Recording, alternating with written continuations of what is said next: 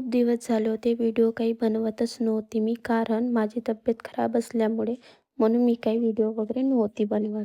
आज मला असं वाटलं होतं का थोडंसं तुम्हाला पण अपडेट देऊन द्यावा. आणि एक स्टोरी मीनं पण ठेवली होती डान्सची, तर मी काही लावणी शो वगैरे घेत वगैरे नाही, असं काही विचार वगैरे नको करा. ते फक्त कॉम्पिटिशनचा शो होता, त्याच्यामध्ये भाग वगैरे घेतली होती. तोंडाला मुसका बांधून सन्यानी मी निघाली होती राजूदांच्या घराकडे, कारण की मला घरी काही गमत नव्हतं ना, त्यामुळे.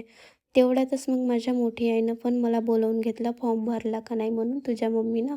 तर त्यांच्याच दुकानामध्ये ते ऑफिसचे लोक वगैरे आले होते, तर तेच मला सांगत होती, कारण की मला फ्रॉड वाटला होता म्हणून मी मम्मीला म्हटलं का नको भरा म्हणून. तर मी राजूदांच्या घरी वगैरे आले आणि तेवढ्यातच मग राजूदान पण आला. गाडीवरून उतरल्याबरोबर पहा ना कसं स्माईल कर. बापा बापा, माझी काकी तर मस्त आळसाच पाहिजे.